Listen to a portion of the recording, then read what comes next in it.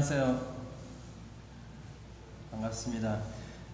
저는 필금교회, 이제 한교회니까 본교회라고 그러면 좀 이상할 것 같아요. 그죠? 필금교회에서 선교를 맡고 있는 김준석 목사라고 합니다.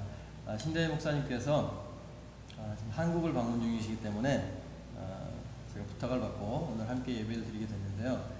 사실 저는 첫 번째는 아니고요. 지금 한 세 번째 방문하는 것 같아요. 처음에는 맨하탄 필그림교회가 필그림교회하고 조인하기 그 전에 한번 방문했었고요. 그 이후에 제 기억에 아마 부활절이었던 것 같아요. 부활절에 저희 식구들하고 또 한번 방문했고 오늘이 세 번째인 것 같습니다. 근데 먼저 말씀을 전하기 전에 제가 항상 새로운 곳에 가면은 드리는 말씀이 있어요. 뭐냐면 이해해달라는 거예요. 제 한국말이 이렇게 자연스러웠다가 갑자기 또 자연스럽지 못할 때가 있어요. 그거를 이제 양해를 구하는데, 사실 제가 한국에서 떠난 게 한 20여 년이 넘었습니다. 그래서 그리고 중학교를 졸업하고 떠났어요. 그러니까 제 그 한국어 실력이 중졸이다 이렇게 들으시면은 큰 부담이 없으실 거예요. 근데 가끔가다 이 사실을 모르시는 분들이 저한테 그래요. 목사님은 설교가 참 쉬워서 좋습니다. 알아듣기가 편해요. 이렇게 얘기하세요. 근데 거기에 다 이유가 있는 거예요. 그죠? 제가 어려운 말을 잘 모르기 때문에 쉬운 말만 쓰다 보니까 여러분들이 그런 칭찬을 해주시는데, 이제 그 사정을 알고 나시면은 이해를 하세요. 그래서 그랬구나. 그래서 미리 양해를 구하고요. 이제 함께 은혜를 나누기를 원합니다. 잠시 기도하겠습니다. 사랑해 주님 감사합니다. 또 이곳에 저희들을 모아주시고 주님 저희들에게 말씀하여 주심을 감사합니다. 이제 저희들에게 들을 귀를 허락하여 주셔서 하늘에서 들려주시는 그 음성 듣고 우리의 삶이 변화되도록 축복하여 주시옵소서. 감사드리며 예수님의 이름으로 기도드립니다. 아멘. 우리가 잘 아는 대로 그 야고보서는 행위를 강조하는 책입니다. 그 야고보 사도는 아주 분명하게 행함이 없는 믿음은 죽은 믿음이다. 이렇게 아주 강한 어조로 말씀을 하고 있습니다. 근데 우리가 이 야고보서를 묵상하고 공부할 때에 오해를 피하기 위해서 한 가지 반드시 짚고 넘어가야 할 부분이 있는데, 그게 뭐냐면 이 야고보 사도는 이 야고보서를 통해서 믿지 않는 사람들을 통해서 행위로 구원을 받는다라는 이야기를 하고 있는 게 아니다라고 하는 것입니다. 야고보 사도는 이제 예수 안에 이미 구원받은 사람들, 즉 크리스찬들, 그들에게 어떻게 하면 온전한 사람이 되는가, 추월한 크리스찬이 되는가에 대해서 성숙한 그리스도의 사람들이 되기 위한 그 방법을 얘기하면서 행함이 있어야 그런 성숙한 그리스도인이 될 수 있다, 이렇게 얘기하고 있는 것입니다. 그래서 이 야고보서의 그 메인 어디언스는 믿지 않는 사람이 아니라 우리처럼, 혹시 여기 아직 믿지 않은 분이 계실지 모르겠지만 우리처럼 이미 예수 그리스도를 우리의 구세주로 믿은 형제 자매들에게 말씀하여 주고 계신 것입니다. 그리고 이제 사도 야고보는 야고보서 전체를 통해서 온전한 그리스도인, 성숙한 그리스도인에 대해서 말씀하여 주고 있다, 이렇게 생각하면 될 것 같아요. 그래서 혹시 여러분들 중에서 내가 그리스도인이 된 것 같기는 한데 나는 아직도 참으로 부족하다, 성숙하지 못한 것 같다 라는 분은 야고보서를 필히 공부하시고 읽고 또 우리의 삶에 적용해야 된다는 것입니다. 오늘도 저희가 뉴저지에서 이곳으로 차를 타고 오면서 권사님들이 뒤에서 얘기하시는데 이랬어요. 한국에, 어쩌다가 한국 얘기가 나왔는데, 한국에 그 25%나 된다고 하는 크리스찬들이 진정 성숙한 그리스도인들이라고 하면 한국 사회가 얼마나 다를까. 근데 그 많은 사람들 중에 진짜 성숙한 크리스찬인들이 별로 없기 때문에 아직도 한국 사회에 크리스찬들이 그렇게 많음에도 불구하고 4명에 1명임에도 불구하고 그런 선한 영향력을 끼치지 못하고 오히려 세상에 우리가 물들어 살고 있는 것이 아닌가, 그런 얘기를 하면서 왔습니다. 그러니까 이 성숙한 그리스도인이 된다는 것이 참으로 중요하다 것이죠. 그래서 이 야고보서가 우리 이미 믿는 사람들에게 말씀하여 주고 있는 것은 어떻게 하면 성숙한, 추월한 크리스천들이 될 수 있느냐 하는 것입니다.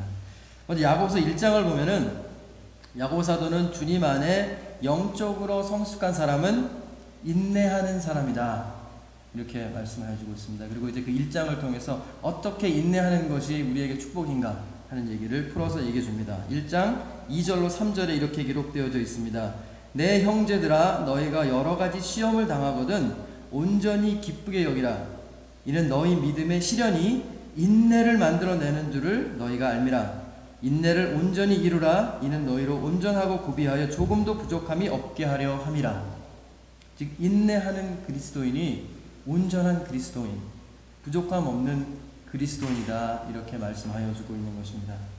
그리고 나서 이제 야고보서 2장에서 야고보 사도는 또 한 가지 얘기하는데요. 영적으로 성숙한 그리스도인은 바로 행함으로 믿음을 실천하는 사람이다, 이렇게 얘기합니다. 2장 14절로 17절에 이렇게 기록되어져 있습니다. 내 형제들아, 만일 사람이 믿음이 있노라 하고 행함이 없으면 무슨 유익이 있으리요? 그 믿음이 능히 자기를 구원하겠느냐? 만일 형제나 자매가 헐벗고 일용할 양식이 없는데 너희 중에 누구든지 그에게 이르되 평안히 가라, 덥게 하라, 배부르게 하라 하며 그 몸에 쓸 것을 주지 아니하면 무슨 유익이 있으리요? 이와 같이 행함이 없는 믿음은 그 자체가 죽은 것이라, 이렇게 기록하고 있습니다. 그렇습니다. 성숙한 그리스도인은 자신의 믿음을 실제적이고 구체적인 행동을 통해서, 행함을 통해서 하나님과 이웃을 섬기는 사람이다, 이렇게 말해주고 있는 것입니다. 그리고 이제 3장에 가서 야고보 사도는 또한 영적으로 성숙한 사람은 바로 지혜로운 사람이다, 이렇게 말해줍니다. 3장 17절로 18절의 말씀입니다. 오직 위로부터 난 지혜는 첫째 성결하고 다음에 화평하고 관용하고 양순하며 긍휼과 선한 열매가 가득하고 편견과 거짓이 없나니 화평하게 하는 자들은 화평으로 심어 의의 열매를 거두느니라, 이렇게 말씀합니다. 즉 성숙한 그리스도인은 바로 지혜로운 사람인데, 그 야고보서에서 말하는 지혜로운 사람은 꾀가 많고 IQ가 높은 사람을 얘기하는 것이 아니라 하늘에서 내려주신 지혜로 평화를 이루어가는 사람이다, 이렇게 말해주고 있습니다. 다시 한번 정리해 볼까요? 성숙한 그리스도인은 어떤 사람이라고요? 인내하는 사람, 행함으로 믿음을 실천하는 사람, 그리고 지혜로 평화케 하는 사람, 그렇게 말씀하고 나서 이제 오늘 본문 야고보서 4장에서 한 가지를 더 말씀해 주시는데, 뭐냐면 영적으로 성숙한 사람은 또한 싸움에서 승리하는 사람이다, 이렇게 말씀해 주고 있습니다. 사실 저는 어려서부터 평화주의자였기 때문에 싸움을 싫어했어요. 그래서 주로 싸움이 있는 곳을 피해 다니고 도저히 피할 수 없을 때는 맞는 쪽이었죠. 예. 때리는 것보다 맞는 게 마음이 편하더라고요. 그래서 항상 제 위로 누님이 두 분 계신데, 저희 큰 누님도 평화주의자였지만 작은 누님은 좀 힘도 세고, 저랑 사실 1살 차이밖에 안 나는데 어렸을 때부터 저보다 훨씬 크고 운동도 잘하고 핸드볼 선수였어요. 예, 그래서 항상 동네에서 저를 지켜주는 저희 지킴이 역할을 하신 저희 둘째 누님이 그렇게 해주셨는데, 저는 항상 평화를 살아가는 사람이었습니다. 그래서 싸움이라는 거를 싫어했어요. 싸움. 근데 왜 그 사도 야고보가 오늘 이 성경에서 싸움이라는 얘기를 할까요? 왜 싸워서 승리하는 사람이 성숙한 그리스도인이라고 말하고 있을까요?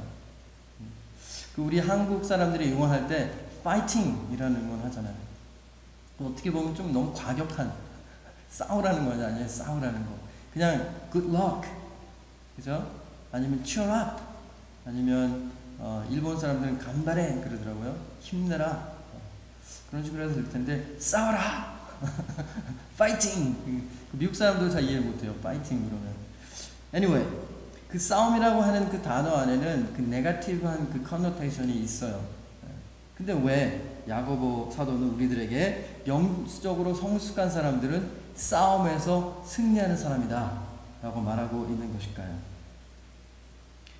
그걸 알기 위해서 우리가 본문을 좀 살펴봐야 되는데, 본문에 보면은 세 가지 싸움을 우리가 항상 싸우면서 살아가고 있다 이렇게 말해주고 있습니다. 과연 우리가 싸워가는 싸움들이 어떤 것일까요?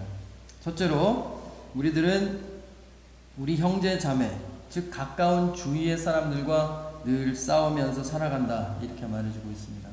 그리고 둘째로 우리는 나 자신과 내 안에 있는 나의 그 내면과 치열한 싸움을 하면서 또 우리가 하루하루 살아가고 있다 이렇게 말해주고요. 세 번째로 이제 우리는 하나님과 더불어 또한 치열한 싸움을 싸우고 있다 이렇게 얘기해주고 있습니다. 한 가지씩 한번 살펴보도록 하겠습니다. 먼저 본문 1절과 또 그 11절과 12절을 보면은 우리들은 종종 우리의 지체들, 즉 아주 가까운 사람들과 다투며 또 믿음의 형제 자매들조차도 비방하면서 살아간다 이렇게 말해주고 있습니다. 오늘 본문에 이렇게 기록되어 있죠. 너희 중에 싸움이 어디로부터, 다툼이 어디로부터 나느냐? 너희 지체 중에서 싸우는 정욕으로부터 나오는 것이 아니냐? 형제들아, 서로 비방하지 말라. 형제를 비방하는 자나 형제를 판단하는 자는 곧 율법을 비방하고 율법을 판단하는 것이라. 너는 누구이기에 이웃을 판단하느냐? 이렇게 말씀해주고 있습니다. 즉 우리는 늘 우리의 주위의 사람들과 특별히 주 안에 믿음의 한 형제된 형제 자매들과 늘 다투면서 살아가고 있다라는 그러한 말입니다. 사실 성경에도 그런 예가 많이 있죠. 믿음의 조상 아브라함도 그 조카 롯과 땅 문제로 갈등을 했고, 다윗은 아들 압살롬과 갈등을 했고, 예수님의 제자들은 예수님이 권력을 잡게 되면 누가 더 좋은 자리에 있게 되느냐를 놓고 서로 또 갈등한 것을 우리가 볼 수 있습니다. 또 초대교회 성도들은 헬라파 과부를 먼저 도와줘야 될 것이냐 아니면 유대파 과부를 도와줄 것이냐 갈등을 했습니다. 지금 우리들의 모습도 별반 다를 것이 없습니다. 우리가 마땅히 사랑해야 할 우리 이웃들, 또 우리 믿음의 형제 자매들조차도 사랑하지 못하고 늘 다투고 비방하고 판단하면서 살아가고 있다라는 것입니다. 요즘 보면은 교회 안에 왜 그렇게 가십이 많은지 몰라요. 서로 뒤에서 얘기하고 저 사람은 어떻고 저 사람은 어떻고 어떻다 저렇다 누구는 어떻고, 또 왜 모이기만 하면은 다른 교회 목사님들 이렇게 얘기할 거예요. 저도 목사지만 제가 한 번은 저희 집에 그 조카가 생일이어서 같이 이렇게 밥을 먹는데 무슨 얘기가 나오냐면 어떤 교회 목사님이 어떻고 저떻고 얘기가 나오는 거예요. 그래서 제가 지금 우리 조카 생일에 그 교회 목사님하고 무슨 상관이 있습니까? 왜 우리가 그분의 뒷얘기를 여기서 지금 하고 있습니까? 하지 맙시다. 제가 그랬어요. 왜 우리는 내 눈에 들보는 보지 못하고 남의 눈에 그 티를 보면서 자꾸 이야기하고 험담을 하고 판단을 하고 하는 것일까요? 그래서 12절에서 야고보 사도는 우리들에게 우리를 판단하실 수 있는 재판관은 오직 하나님 한 분이다 이렇게 선언을 해주고 있습니다. 그러니까 서로에 대한 판단을 하나님께 맡기고 우리는 단지 우리가 마땅히 해야 할 그 사랑을 서로에게 실천하면서 살아가면 된다 이렇게 말해주고 있어요. 우리는 흔히들 남의 일에 그 감나라 대추나라 이렇게 참견하는 사람을 뭐라고 그러나요? 제가 얼마 전에 배운 말인데 오지랖이 넓은 사람이라고 그러네요. 저 처음에 무슨 말인지 몰랐는데 물어봤어요. 무슨 뜻이냐고. 그리고 또 요새 우리 흔히 오버하는 사람들이라고 하죠. 오버. 그 자기가 할 거를 오버해가지고 자꾸 남의 일도 참견하고 이렇게 얘기하는데, 야고보가 우리들에게 그렇게 말해주고 있는 거예요.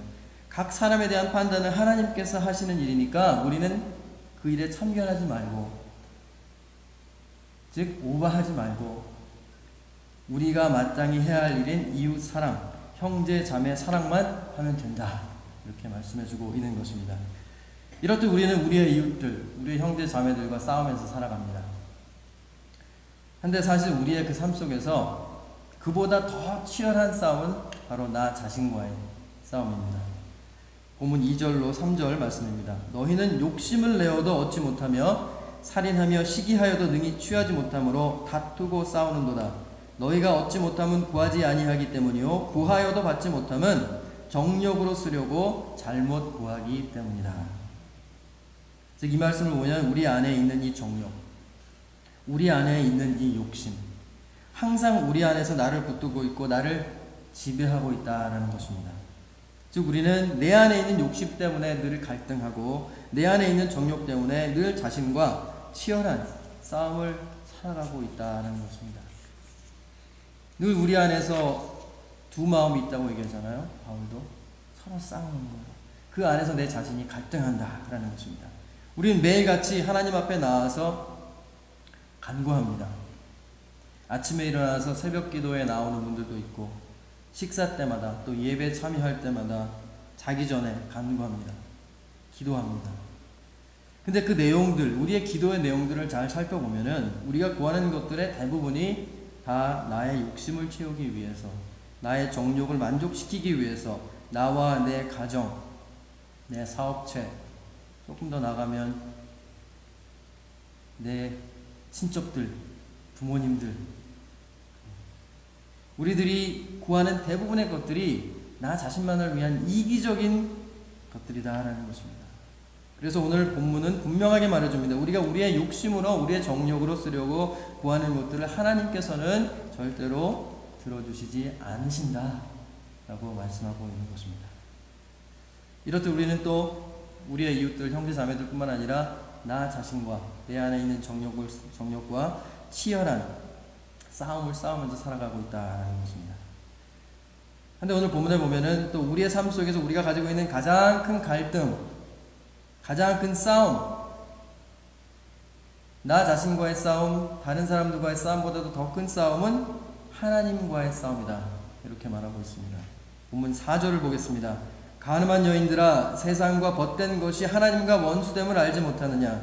그러즉 누구든지 세상과 벗이 되고자 하는 자는 스스로 하나님과 원수되는 것이니라. 즉 우리는 하나님과 원수가 될 수 있다는 거예요. 우리가 믿고 우리가 찬양하면서 우리가 예배드리는 하나님과 우리가 원수가 될 수 있다는 거예요. 어떻게 하면 우리가 하나님과 원수가 된다고요? 우리가 세상과 벗이 될 때에, 우리가 세상의 풍조를 따라가고 세상이 주는 쾌락과 재미에 빠져버릴 때에, 우리가 하나님의 방법이 아니라 세상의 방법을 따라갈 때에 우리는 하나님과 원수가 된다 라고 하는, 어찌 보면 참으로 두려운 말씀이다 라는 것입니다. 정리해보면은 우린 날마다 싸우면서 갈등하면서 살아가는데 그 싸움의 대상들이 바로 나의 이웃이요, 나의 형제 자매요, 또 나 자신이요, 또 하나님이다 라는 것입니다. 그런 갈등 가운데 우리가 살아가고 있다라는 것입니다. 근데 이런 말씀을 쭉 제가 드렸는데 이 말을 들으면서 뭔가 이상하지 않아요? 이상한 게 전혀 없으셨어요? 아주 내추럴하고 당연하다 이렇게 생각이 들으셨어요? 아니면 뭔가 좀 이상하다라는 생각이 들었어요? 이렇게 조목조목 우리의 삶을 통해서 우리가 싸우고 있는 대상들에 대해서 살펴보니까 우린 지금 우리의 삶 가운데 잘못된 대상들과 싸우고 있다라는 것을 발견하게 된다라는 거예요. 우린 지금 우리의 삶을 살아가면서 나이가 가까운 형제 자매들과 싸우고 나 자신과 싸우고 더 나아가서 하나님을 대적해서 원수가 되는 그런 싸움을 싸우고 있다라는 거예요. 심각하게 뭔가가 잘못되어 있다라는 것입니다. 지금 우리는 우리의 싸움의 대상을 잘못 선택했다라는 거예요. 오늘 본문에 보면 우리의 싸움의 대상은 나와 나의 이웃과 하나님이 아니라 또 내 안에서 나를 조정하려고 하는 그런 욕심, 나 자신이 아니라는 거예요. 우리의 싸움의 대상은 나 자신이 아니고 우리의 이웃이 아니고 하나님이 아니고 그럼 과연 누굴까요? 이 세상, 사탄, 우리의 대적인 마귀라는 거예요. 어떤 분들은 그래요. 요새 설교에서 사탄 마귀라는 말씀을 무식하다고 그래요. 요새 세상에 어떤 분들은 사탄 마귀를 대해서 얘기하나? 하나님의 사랑, 은혜 이런 거만 얘기하면 되지. 근데 우리의 싸움의 대상은 나 자신, 이웃, 하나님이 아니고 우리를 착각하게 만들어서 서로 싸우고 나 자신과 싸우다가 지쳐서 자포자기하게 만들고 하나님을 대적으로 만들어 버리려고 우리를 속이는 그 사탄 마귀가 바로 우리의 대적이다 라는 말씀인 것입니다. 즉 우리가 싸워야 할 대상은 나의 이웃과 나 자신과 하나님이 아니라 내 안에 싸우는 정욕을 집어넣어서 사랑해야 할 이웃과 형제 자매들과 싸우게 만들고 갈등하게 만드는 자, 내 안에 욕심과 정욕을 주입하여서 나를 넘어뜨리고자 하는 자, 나를 세상과 짝하게 만들고 세상을 사랑하게 만들어서 하나님과 원수되게 만들려고 하는 바로 그 사탄 마귀가 우리의 싸움의 대적이 되어야 된다 하는 것입니다. 근데 왜 우리가 진정 싸워야 할 그 대적과는 싸우지 않고 엉뚱한 사람들과 싸우고 있냐 하는 거예요. 왜 우리는 마귀와 싸우지 않고 우리들끼리 교회 안에서 치고받고 싸우느냐 하는 거예요. 왜 우리는 형제를 비방하고 비난하고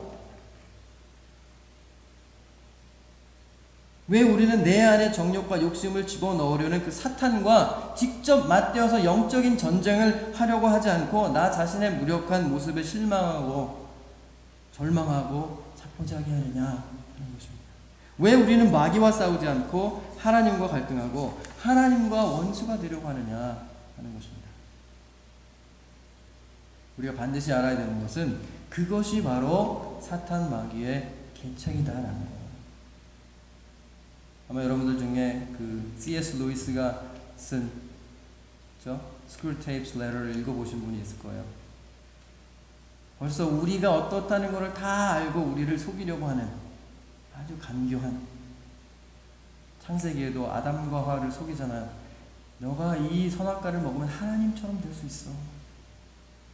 우리의 그 약점을 파고드는 간교한 마귀의 계책이라는 것입니다. 그렇기 때문에 우리가 성숙한 그리스도인, spiritually mature한 크리스찬이 되기 위해서, 즉 우리가 싸움에서 승리하는 삶을 살기 위해서 우리가 가장 우선적으로 해야 되는 일은 바로 우리의 대적을 바로 알아야 한다라는 것입니다. 우리의 대적은 나와 이웃들과 하나님이 아니라 바로 사악한 마귀 사탄이라는 것을 반드시 알고 기억해야 한다라는 것입니다. 그렇다면 이제 우리는 어떻게 그 사탄과의 싸움에서 승리할 수 있을까요?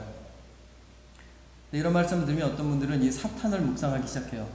과연 사탄이라고 하는 이 존재는 무엇인가? 사탄을 어떻게 하면 이길 수 있을까? 사탄이 뭐지? 이 사탄에 대해서 깊은 묵상을 하는데 그럴 필요가 없죠. 우리가 사탄을 상대로 승리할 수 있는 비결은 바로 하나님을 깊이 묵상하는 길이다라는 것입니다. 오늘 본문에 이렇게 말해줍니다. 7절입니다. 그러니 너희는 하나님께 복종할지어다 마귀를 대적하라 그리하면 너희를 피하리라. 즉 마귀를 이기는 방법은 바로 하나님의 말씀을 읽고 하나님의 말씀을 듣고 하나님의 말씀대로 순종하면서 하나님께 복종하는 삶을 살면 된다라는 것입니다. 그렇게만 하면 우리가 직접적으로 마귀를 상대해서 나가서 싸우지 않아도 우리가 하나님께 복종하고 하나님 말씀대로 살면 마귀가 우리를 어떻게 한다고요? 피하리라.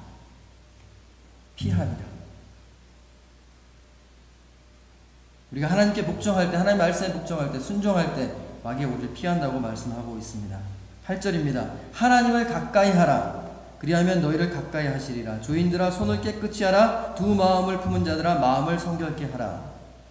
우리가 마귀를 이기는 방법은 하나님을 늘 가까이 하면 된다라는 것입니다.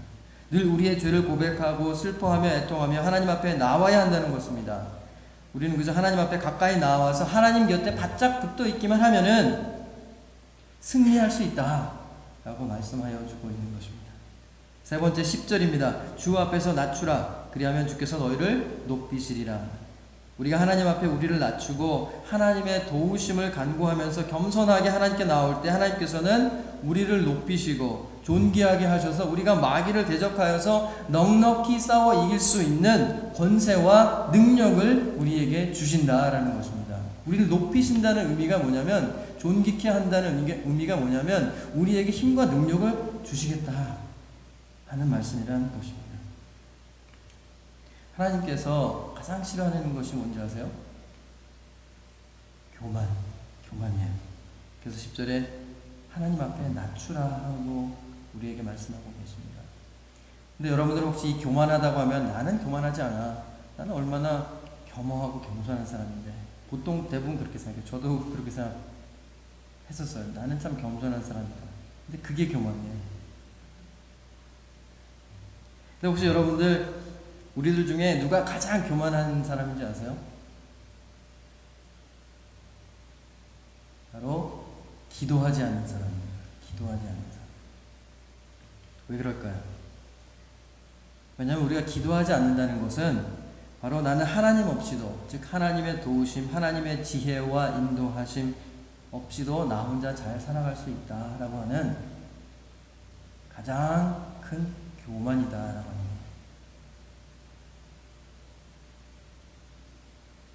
정말 진정으로 말하는 것은 우리 모두는 하나님 앞에 늘 가까이 나와서 겸손한 마음으로 하나님께 기도하며 하나님의 도우심을 구하는 그런 겸손한 저 여러분들 되시기를 주님의 이름으로 축원합니다.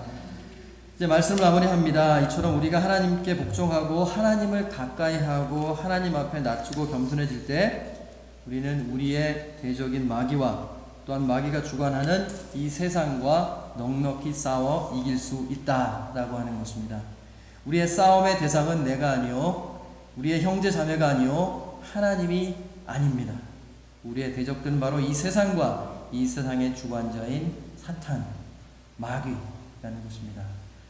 이제 간절히 바라는 것은 하나님께 복종함으로 하나님의 말씀을 늘 읽고 묵상하고 실천함으로 하나님을 가까이 함으로 하나님께 늘 가까이 나와서 하나님 옆에 하나님의 임재함을 경험하는 그런 삶을 통해서 또 하나님 앞에 나를 낮춤으로 겸손하게 하나님의 도우심을 구하심으로 통해서 하나님 주시는 능력, 하나님 주시는 힘을 가지고 이 세상과 마귀를 넉넉히 이기는 승리하는 삶을 살아감으로 인해서 성숙한 그리스도인, 야고보 사도가 우리에게 그렇게 바라는 성숙한 그리스도인, matur한 크리스찬이 되는 여러분들과 제가 되기를 주님의 이름으로 축원합니다.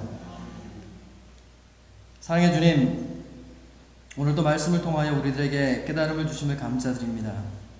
이제 간구하기는 이제부터 우리 모두가 나의 형제 자매들과의 다툼, 나 스스로와의 갈등, 세상과 마귀와의 벗됨을 거절하고 이제는 늘 하나님께 복종하고 하나님과 늘 가까이 동행하며 성결과 겸손함으로 우리 대적 그 마귀와의 싸움에 늘 승리하는 성숙한 그리스도인이 다 되게 하여 주시기를 간절히 바라오며 우리 주 예수 그리스도 이름으로 기도드립니다.